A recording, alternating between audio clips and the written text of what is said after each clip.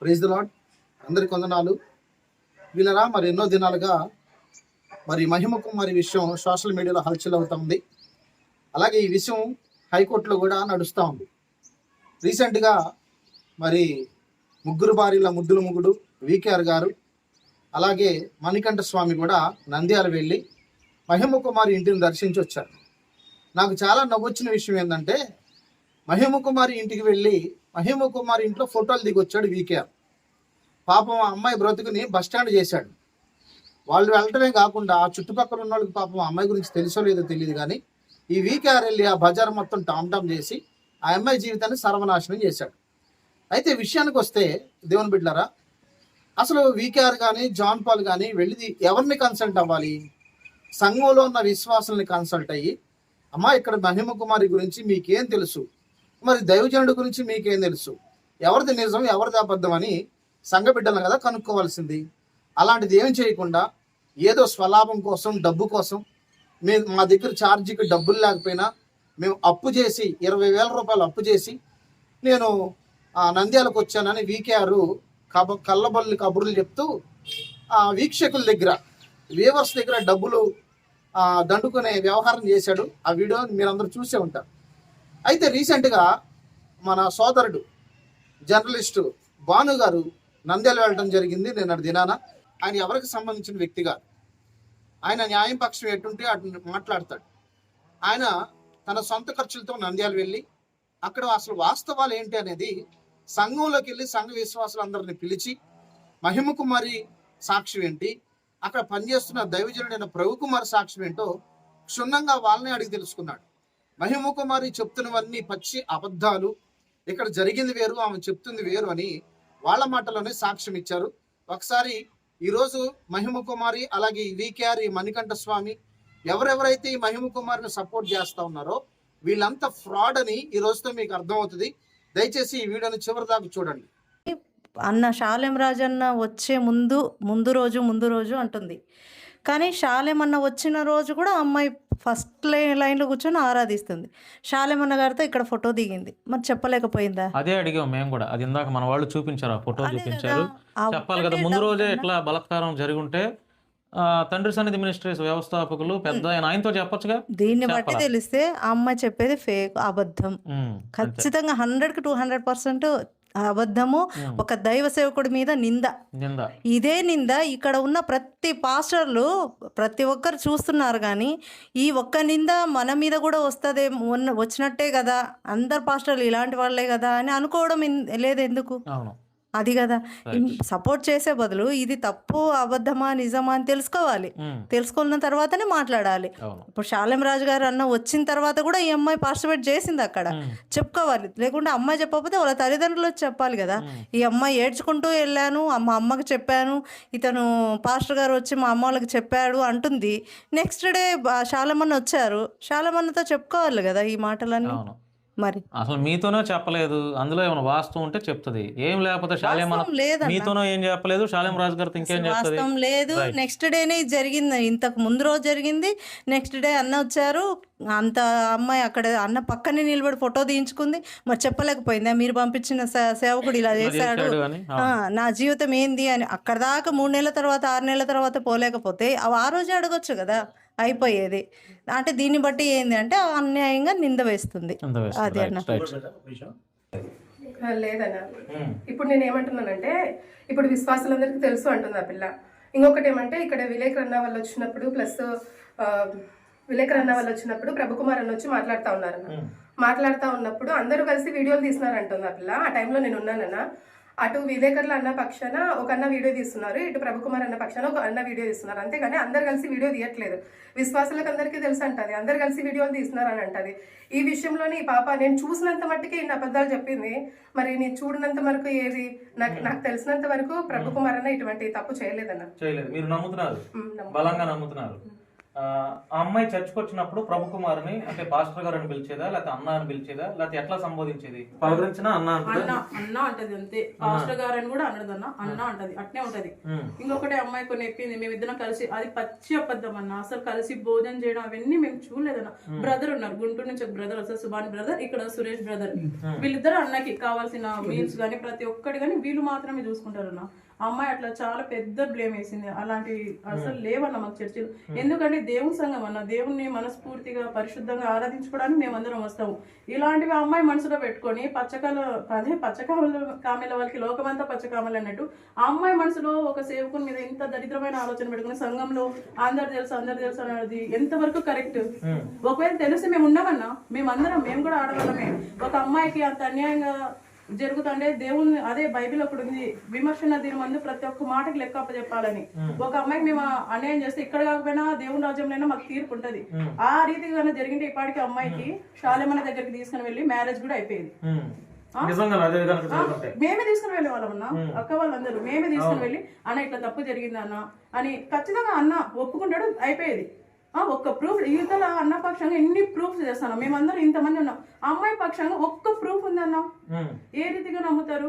ఒకసారి అదేమంటే ఒక ఆడపిల్ల ఏమి లేకపోతే బయటకు వచ్చి ఎంత చెప్తుందా అని ఒక మాట అంటున్నారు. అటంటే 100 మంది ఆడపిల్లలు వచ్చి చెప్తారు, అట్నే 100 మంది చెప్పేది రైట్ అయిపోద్దా? చూడాలి కదన్నా, ఒక్క ప్రూఫ్ లేకుండా ఉండదు కదన్నా, ఖచ్చితంగా ప్రూఫ్ ఉంటది. ఇది అసలు మేము కూడా అదే అడుగుతున్నాం, ప్రూఫ్లు బయట పెట్టమ్మా, మరలా మేమందరం కలిసి ప్రభు కుమార్తో నీ మెడలో తాళి కట్టేస్తాం మేము కూడా చెప్తున్నాం, కానీ ఒక్క ప్రూఫ్ లేదు. ఇప్పుడు 100 మంది ఆడపిల్లలు వచ్చి ఇట్లా చేసిన ప్రభు కుమార్ అన్న అంటది, ఎవరిని నమ్మాలి దాంట్లో? ప్రూఫ్ ఏముందండి? ప్రూఫ్ కావాలి కదా. ఇంతమంది మేము ప్రూఫ్ పెట్టినప్పుడు నువ్వు ఎందుకు పెట్టడం లేదు అంటే ఏమని అర్థం? నువ్వు కావాలని తండ్రి సన్నిధి మీద బ్లేమ్ వేయడానికి నువ్వు ఒక యజ్బేల్ దానిలాగా మా సన్నిధానంలోకి వచ్చినా మేము. ఎందుకంటే ఎంత బాధ ఉందంటే మాకు అంత బాధ ఉందన్న ఈ విషయంలో. ఏదో లేదు తెలియదులే తెలుసుకుంటారులే అనుకున్నాం కానీ సంఘంలోకి వచ్చి మొన్న వచ్చి వీకేఆర్ గారితో ప్రెస్ మీట్ అంతా పెట్టి సంఘంలో అందరికీ తెలుసు అంటది అమ్మాయి.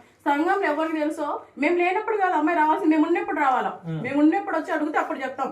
ఎవరు తెలుసు ఎవరు తెలీదు. ఇప్పుడు కాదమ్మా, వీకేఆర్ ఆ అమ్మాయి చెప్పిన ప్రతి మాట నమ్మేసేసి సంఘంలో అందరికి తెలుసు, సంఘంలో పెద్ద గొడవ అయింది, సంఘస్థులు అందరికి తెలుసు ఈ అమ్మాయి చెప్తుంది, వీకేఆర్ కూడా అంటున్నాడు.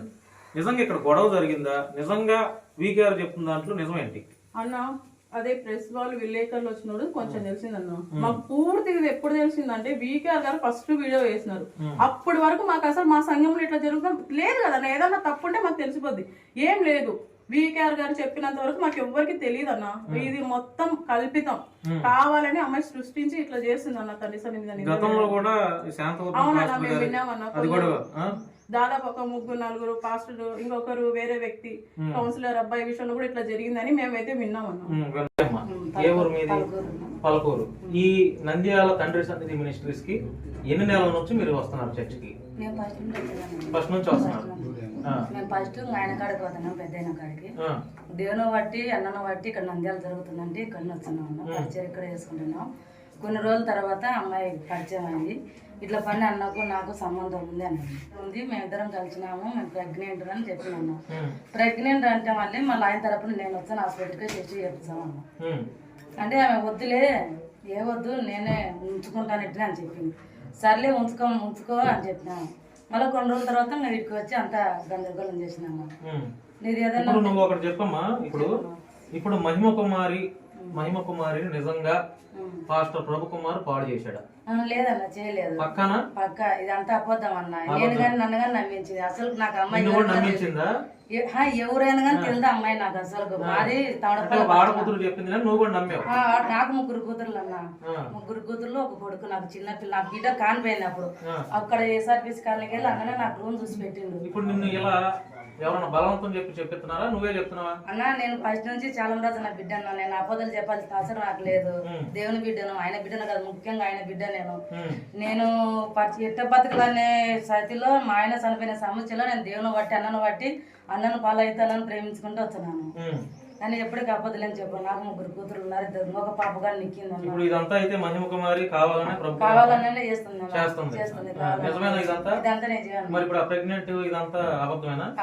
అబద్ధం అయితే ఒకవేళ ప్రెగ్నెంట్ అయితే నిజం అయితే ఇదంతా లేకుండా ఫస్ట్ నాకు చెప్పింది కదన్నా, అవును నేను ప్రెగ్నెంట్ నాకు లేకుండా కనుక అన్న కార్యక్రమం లేకుంటే కూర్చొని నేను ఇట్లా చెప్పాలి కదన్నా. అందరికి అంతా ఇట్లా సంఘాన్ని బయటికి తీసుకొచ్చి ఆయనకి ఏం సంబంధం అయితే అన్నా మేము చెప్పులే. ఆయన పేరు బయటికి తీసుకొచ్చి ఇంత చేయాల్సిన అవసరం ఏమొచ్చింది? ఆ రోజు 22వ తేదీ మరుసటి రోజు ప్రెగ్నెంట్ చేసిన రోజు నన్ను బలవంత చేసినారు. ఆ రోజు ఏమి వచ్చిందని చెప్పింది వీడియోలో. అసలు నేను రానగా రాలన్నా. నేను ఎన్ని గంటలకు వచ్చినాను? ఇప్పుడు 22వ తేదీన ఇక్కడ ఇదే మందిరంలో నన్ను పాడు చేశాడు అని చెప్తుంది ఆ అమ్మాయి. అది నమ్మేటట్టు ఉందా? అది లేదన్న అసలు. ఆ రోజు సుభాన్ అన్న ఉన్నాడు, అందరు ఇక్కడనే ఉన్నారు. ఇక్కడంటే ఫోన్ చేసి ఆదివారం రోజు ఆరాధన చూసుకొని పోయినాము. సోమవారం రోజు అన్న ఫోన్ చేసిండు, అన్న పెద్ద అన్న వస్తున్నాడు అంటే సర్లన్న వచ్చానని పొద్దున్న వచ్చాను. 7 కల్లా వచ్చినాయి ఇక్కడికి. అసలు ఇక్కడ అన్నలు తప్ప అమ్మాయి లేదన్నాడు. లేదు పక్క అన్న. ఆ రోజు పరిచయం ఎంత దారుణంగా అబద్ధాలు చెప్పి షాలేం రాజు గారిని టార్గెట్ చేస్తూ ఏంటి ఇంత 2 నెలల నుంచి ఏంటి గోల ఏంటి? ఇప్పుడు ఆ వీకేఆర్ ఇక్కడికి వచ్చి ఆ ఇల్లు చూపించాడే తప్ప ఇక్కడికి వచ్చి మీ సంఘస్థులందరం పిలిస్తే మాట్లాడతారుగా. విషయం అన్న, అమ్మాయి ప్రతి చోట ప్రతి లైవ్లలో కానీ ప్రతి వీడియోలో కానీ ఒకటే చెప్తుంది, సంఘంలో ఉన్న అందరికీ తెలుసు మా ఇద్దరికి ఉన్న బంధము అంటుంది. ఎవ్వరికి తెలియదు అన్న. ఈ ప్రేమ పాఠాలు ఇవన్నీ చూడడానికే మేము మందిరానికి వచ్చేది. ఇవన్నీ తెలిస్తే మేము అసలు ఊరికే ఉంటామా? అసలు ఇది తెలిసిన తర్వాతనే ఇంత భాగవతం ఉంది అమ్మాయి. నేను విజయవాడ నుంచి వచ్చా, నాకు తెలిసిన సమాచారం అంటే ఇక్కడ వాళ్ళు ఎవరు చెప్పింది కాదు.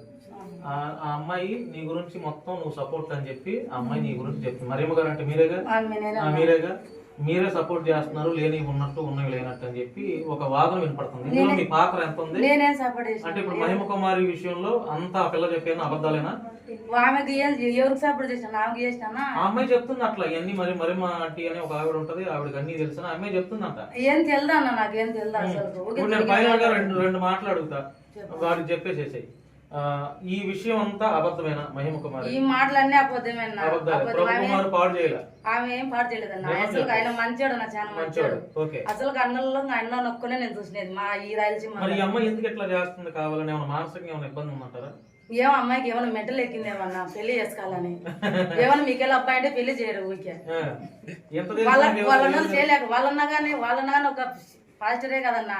అసలు ఇట్లాంటి అమ్మాయిని బయటికి వచ్చి బయట వాళ్ళు ఇట్లా మాడతారన్నా. అసలు వాళ్ళలో తెలివిందా? ఏదైనా ప్రేమించినా గానీ సరి చేసుకోవాలి కానీ కుటుంబందాలు వచ్చి అందరూ మాట్లాడకాలి కానీ ఇట్లా బయటకు వచ్చి బయట వాళ్ళు ఎట్లా నమ్ముతారన్న. మీ వాళ్ళు ఇట్లా చేస్తున్నారని వేరే వాళ్ళు ఎట్లా నమ్ముతారు? ఆయన ఒక చెవుడు కదా 100 మందికి చెప్తున్నాడు కదా అక్కడ. ఆయనకైనా తెలివి లేదా?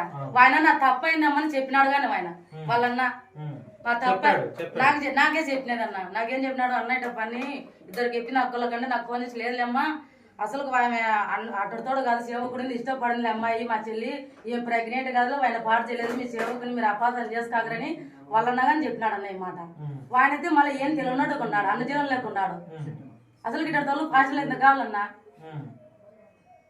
మేము పనికి వెళ్తుంటే మమ్మల్ని అంటున్నారు నా పల్లెటూరులో మీరు దేవునికి వదినారే మీ వాళ్ళు ఇట్లా చేస్తున్నారు అంటున్నారు. మన తోడపల్లి వాళ్ళకి ఏం సమానం చెప్పుకోలేకుండా నాకు మన పనికి అండి 50 మంది తోడపల్లి పరిస్థితులకి మీరు దేని నమ్ముకునే బిడ్డలు. యాక్చువల్లీ మేము ప్రేమించుకుంటున్నాం ప్రభుకుమార్ అన్న నేను ప్రేమించుకుంటున్నామని అని